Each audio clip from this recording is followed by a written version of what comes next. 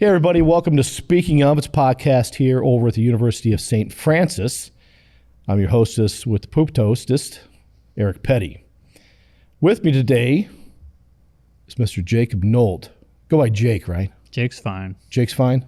Because when I look you up on email, it's not J-A-K, it's J-A-C. I hate that.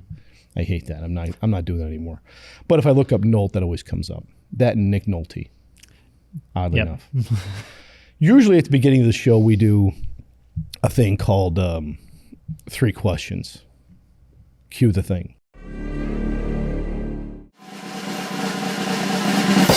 Yay! We're not going to do that. I only got one question for you. It's critical. You ready? Sure. You figure yourself an artist? That's not the question, by the way. Okay. It's a prelude question. Okay. Yes. You're figuring an artist. Okay, I got a problem. I got a bone to pick with you people. Every single time I'm at Cedar Point, Okay. the 4-H fair, Cleveland, whatever, there's always some street urchin, street artist. They're all the same. And they come up and say, "Hey, mister, want me to draw a picture of you?" I'm like, "Sure. Let's get these pants off real quick." And they, no, not that kind of picture. I'm like, "Well, what are you talking about?" He goes, "I'll do something fun." So they'll say, like, "What are you going to be doing at the amusement park today?" So we're going to ride some roller coasters. So they always draw a picture of me with my pending demise. So here's a roller coaster ride, and it's like, wee, but then at the top of this thing, the track is broken, and I'm going to be flying off to my horrible, horrific death. Or, you like playing golf? Sure. And they got me on a golf cart going off a cliff or reaching into a water hazard with alligators that are going off a cliff. Yep. What's the deal with that? The deal with that is for the amusement of yourself by putting you in extreme conditions for the more interesting outcome of the picture. I've always wanted to have one of my wife and I with a shotgun wedding. I don't know why. Maybe that whole, even though it's not husband and wife, but that American Gothic, that's a dad and his daughter. But that's kind of creepy now that I think about it. How you doing, my friend? I haven't seen you. You're over at that weird building, right? We're over in Roland D. Roland D. Roland D. That's kind of a mystery to people. It's where the wizards are. We are the wizards of Roland D. I like that. That's kind of a. I like the way that sounds. That sounds nice. I've been over there. I don't think there's any wizards there. It is very magical. A lot of witchiness, I think. It is very magical. You go into your office, it's filled with every toy. I can hardly stand not messing around. I have to mess with those. Like, is that a fully flexible G.I. Joe? What's the deal with Roland Hall and this kind of feeling like, I feel like it's like the CIA of St. Francis? You just mean that it's a little bit unknown in its way over there? No, I was actually talking about the Cleveland Institute of Art. Yes, unknown, Jake. Nobody knows what you guys do. Okay. So, I mean, some of that's probably just because it's a little bit of a trek to get over to that side of campus. And if you're not taking classes over there, then why go down? But, I mean, there's a lot of great reasons to go down. We have some really fantastic art galleries down there right now. That's true. Right now, there's a show going on in the gallery. One, alumni have a bunch of their works in there, which is great. But then there's a part of a collection that our gallery director, Justin Johnson, has gotten a hold of, and it has Picasso. It's got some really big artists are in that show right now, and it's just super impressive. There's a Picasso painting over there. What kind of value you put on that kind of painting? I don't remember if it's is it locked painting up? Or if it's a print. Is that locked up securely? Is there a video camera? Are there video cameras there? We do lock our gallery, and there's some pretty good security over there. How well? Is there a combination lock? Is it like a bobby pin?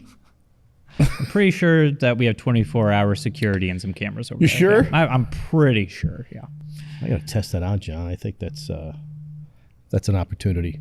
But yeah, I'd say a lot of it's just because we're a little bit further removed. So you don't, have students normally wandering in to see the animation studios and just how they operate, or our film studio, or some of the various art studios over in the Roland A building.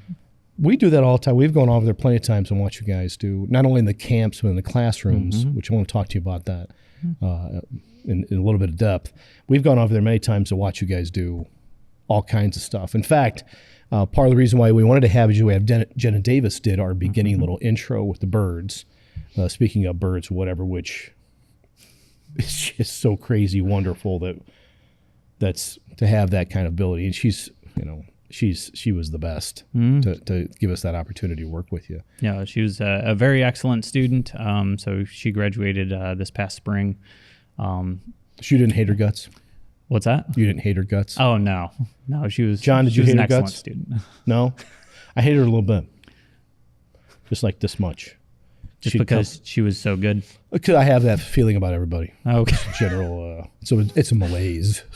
Okay. Sometimes, whatever. Roland, that used to be an old train station, a ticket station. What was that? Yeah, it used to be the old train depot. When was that? I don't know. It was a while ago. I believe, if I'm correct, I believe we acquired that building as the university back in I want to say the 90s. I think that was something that Rick Cartwright had done. Well, it feels a lot older than that, doesn't it? The building sure is, but I mean, we acquired it, renovated it, and it's been the arts campus since then. How long you been here? This is my 6th year, so I started in fall 2019. So what'd you do prior to that? I was teaching at a different institution before that, I was a 3D artist and programmer. What kind of art did you do? You're talking about 3D artists. You're talking about like Fritz the Cat. You're talking about Pixar stuff. What are you talking about? So a lot of what I did was indie game development, as well as asset development for Fortune 500 companies. So taking their products, digitizing them in ways that they could be used for sales tools and simulation purposes. Is that where you got that real professional grown-up blazer at? Quite possibly. I have a lot of stuff left over from my previous jobs too. What do you guys do all over there? I mean, you walk over there, the first thing you see, there's a kiln or a fireplace or something out there. And then it's a total mystery. You got to go inside to see what's going on. Closed doors, lots of creativity. What all's going on over there? Sure. So yeah, the kilns that you end up seeing outside, those are part of our ceramics program. That's over in the creative arts. So they have, I believe, gas kilns, I think electric kilns, and then the one exterior is, I believe, a wood-fired kiln. So you end up, when you're doing ceramics, depending on glazes that you use or different firing techniques, you can end up with different finishes or different effects to the ceramic materials. So Electric Kiln's a good name for a band. It would be a good name for a band. I don't know what kind of genre that would be, but that sounds like 10,000 Maniacs kind of thing. Take it. And what do you guys do? So over in animation, we do 2D animation, 3D animation, and motion graphics. So I teach the 3D animation courses. Patrick does our 2D animation and our motion graphics course. When you're talking about 2D, you guys had a short that came out. What was it called? The Fox's Wedding. We produced that. That was produced by 5 animation students and 1 music tech student in spring of 23. So they had that's part of our studio experience course. So over the course of 15 weeks, students come up with an idea and then execute on that idea and have a finished animated short in those 15 weeks. So it's about a 5-minute animation. Normally we aim for about 2.5 to 3 minutes. So it was longer than what we were aiming for, but it was a really nice piece. About 210,000 views on YouTube. Wow. And over this summer it won 2 Telly Awards. What's a Telly Award? So a Telly Award is one of the industry premier awards for for videography, animation, and they have a variety of different categories, whether it's student, advertising, video documentary. Okay. So we ended up winning a gold telly in the student category, and then we won a silver in the people's telly. So that's where the general population gets to vote on on the pieces. Who came up with the idea? That was a group of our students. So 5 of our animation students came up with the idea. And So it wasn't yours? Oh, no. No, we definitely try to push students into their creativity and coming up with their own ideas. But it comes from in Japanese mythology and culture, there's a saying of when it's sunny outside and it's raining, that the foxes are getting married. So Is that true? I have never seen it. Maybe. I haven't seen that either, but doesn't mean it don't exist. I've never seen $1 million either. So true. So that's where the idea came from, and so the students kind of took that idea and turned it into an animation based on this idea that it's a wedding day of a pair of foxes, and it's raining, and so the groom is very upset that it's not going to be the perfect day for his bride to be, and so he ends up on a short journey trying to convince different Japanese deities to help him make the rain go away. That sounds deep and a driven story idea. It is. If you look on our YouTube video for it, there's a lot of comments on the animation, and most of them are actually from Southeast Asia, talking about, hey, yeah, we have this as part of our tradition in Singapore and South Korea and just these different countries, and so it's a very common thing over there. Well, that's great to hear that they actually had an approval in a lot of ways, or affirmed the story. They did a ton of research.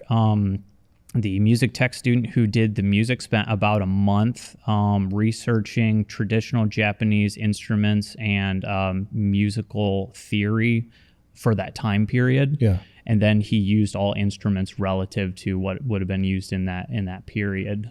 So it was they did a lot of research, and it turned out really nice. So it was 5 minutes long. It's about 5 minutes, yeah. How long did it take from, let's say, initial serious discussion? Here's the concept, bada bing, let's go, to the very end. That was probably about 12 weeks. That's not bad, I guess. Right? We're talking about like 12 hours a day, kind of. No, but you're talking about that's for one class, and they have 4 other courses they're taking on top of this course. They don't care. That's 5 minutes. So we're talking about they have to create each individual frame. So is that how that works with you guys? So it was done in traditional 2D animation technique. So that is 24 frames per second, but we normally animate on what's called twos. So that's one new drawing every 2 frames. So it'd be 12 drawings per 1 second. For 1 second.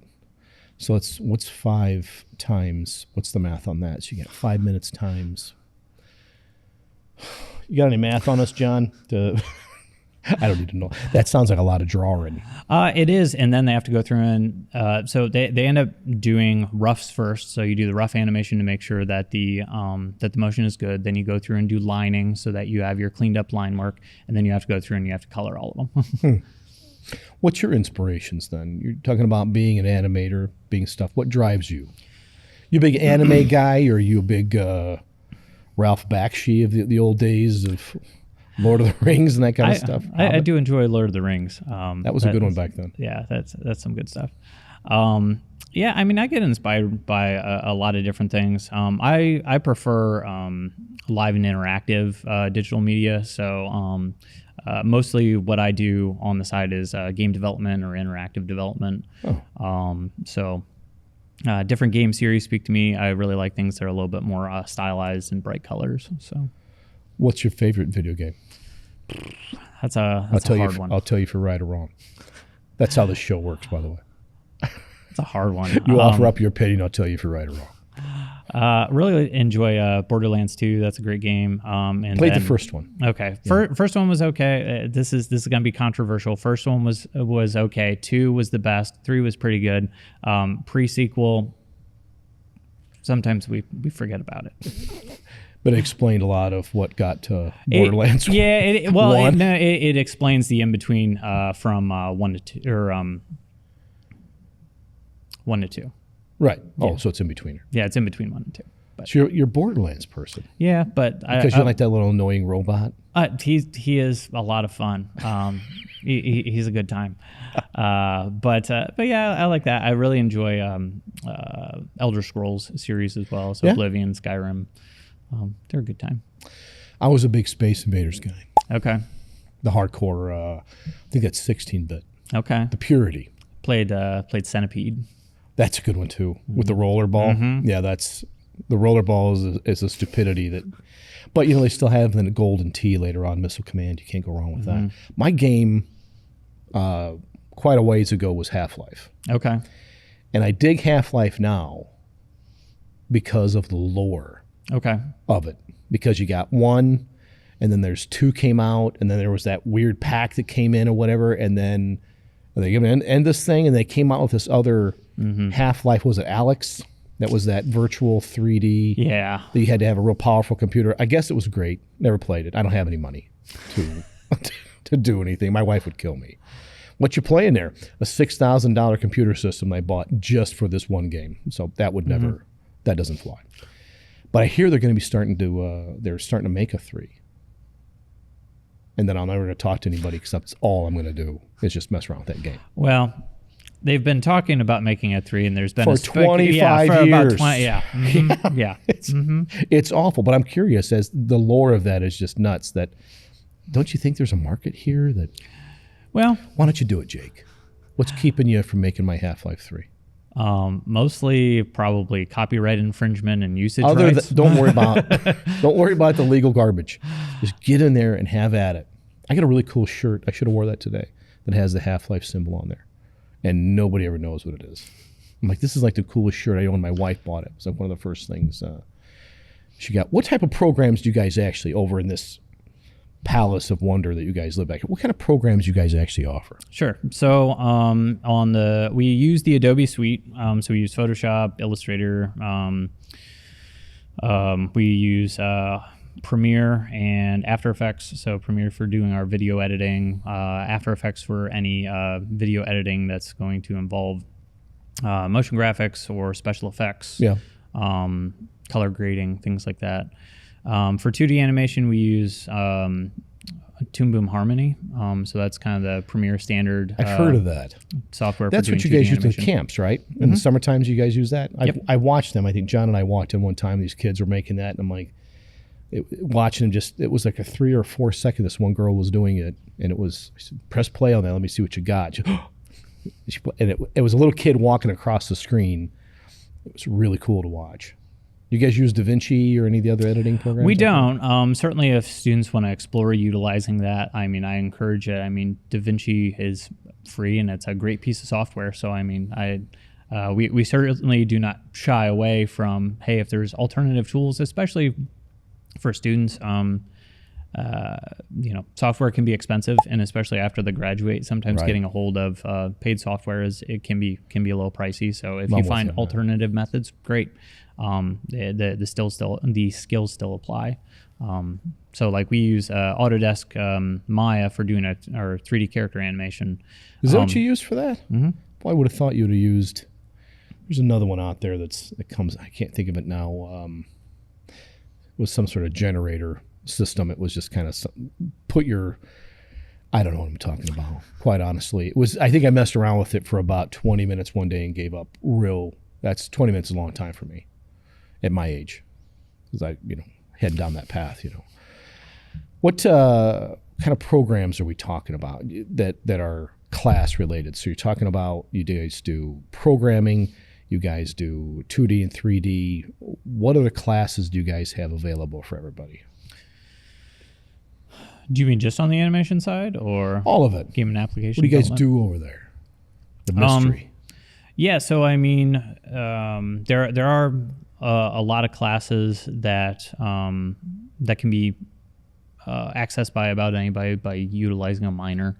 So if you're interested in 2D animation or intro to 3D animation, you could certainly take those with, I think it's the visual development minor, I believe. Is that what that is? Okay. If you were interested in the game side of thing, our game and application development minor, you get programming 1, programming 2, game engine programming, game theory, and game dev 1. With the market, you've probably seen as much as I have. If you're on LinkedIn, you hear about the market being a little strange for gaming and such. What if a student goes off and gets that kind of degree, or is doing something art-wise? What kind of options do they have with that type of degree? What else can they do? Sure. Yeah, and that's a good question. That's something that we talk about with our students, just because, the ideal is, job X, Y, or Z, and it's like, well, there's only so many slots for that particular job. So, okay, what else can you do with the skill? So on the animation side of things, we get students who want to do character design, who want to do, 2D animation. Okay. You can also do motion graphics. So motion graphics is a skill that's very applicable per businesses, advertising agencies. Most cities in the U.S. have different opportunities for that, or you can freelance doing that remotely as well. Videography is a good skill to get into, doing video editing and everything. So in the animation program, students have to take a number of film classes as well. So again, just undergird some of those skills. In game and application development, students can do some of those things. We talk about utilization of the skills for things like simulations, for sales tools, for education, healthcare. So I've done a variety of different projects with healthcare companies and organizations. So I mean, there's a lot that you can do with the skills. It's just understanding what it is and how it can be applied in a variety of different ways. So you're a big proponent of the whole game theory across the board, kind of an economics. I used to teach economics, and game theory would always come up. Different. I was like, people would ask me about that. And I said, I don't, because my game theory is a little different, econ versus your game theory. What does that mean for you guys? Sure. So that would be video game theory. So it's looking at what exactly makes a game. It looks at some things like player psychology. Looks at what drives players. There are basically 3 different types of player breakdowns. There's warriors, mages, and rogues. Which one do you subscribe to? I play the rogue. What's that mean, the rogue? So the rogue is going to be somebody who's going to often be not nearly as straightforward. Going to hang back, analyze the situation, and evasive, little squirmy. Is that who you are in general, or I'm done with this interview. We're leaving now. Because I always play the mage. Okay. And I think it's because I used to watch Dungeons and Dragons cartoon when I was a kid, not the Tom Hanks one, which is that wasn't a cartoon. But so you like the rogue character? I do. Are you a big sword guy? Are you an archery, or what's your poison with that? It's kind of all relative. Definitely prefer the swords. But as far as playing games like Skyrim, I definitely utilize the bow. So max up the sneak and the bow skills and just take everything out silently. That was the military technology for 500 years? Something like that. Something like that. They've released the same game, I don't know, about 8 times now, and they're on the Ultra Diamond Mega Awesome Edition now. Bow and arrow is still great. Never really fired one. Fired? No, that's not right. Shot? Shot a bow and arrow? Fired a bow and arrow. Plucked a bow and arrow? Boinged? What is it? I don't think it's boinged. I don't think it's boinged. I'm pretty sure it's boinged. That's pretty good. I'm always interested in people. And so you're talking about the rogue. Is there a specific mentality that actually goes along Yeah, so one's more murdery, sociopathy. One's more congenial. Is it that kind of psychology? No, it has to do with a lot of what the psychological play style is of the individual who's jumping in to the game, and there's a lot of things relative to how individuals play, and sometimes how underlying characteristics manifest themselves while they're playing. And it's not necessarily bad. It's just all depending on, what their life situation is. Sometimes they don't get to, have the opportunity exactly to be themselves in whatever their everyday situation is. But sometimes that manifests itself while they play. I don't get that chance, Jimmy. No. I have a hard time believing that. I don't get to be this guy right here. And we're going to have a show one of these times where it's just me in the microphone like Shatner singing Rocket Man. It's going to be all of that, just me having a good cry. There's going to be a bottle of Jack next to me. It's probably a Tuesday evening. That's a standard Tuesday for me. That's I'm glad you guys came by. I know we're going to be talking with your contemporary, if that's what he would be. Patrick's going to come on the show too. I don't know if that's the right word. Is that the right word, Patrick? Whatever. His pal. Have Patrick come on up. But fascinating. I'm glad you let us in on your little fiefdom over there in your little world of curiosities. Let the students know what it is. I'm also glad to hear that there's a lot of options for the students other than something doesn't work out. You got options to do other things. Mm-hmm. Appreciate you coming on the show. No, thanks for having me. Thank you, sir. All right. Take that coat off. I don't want to see you again.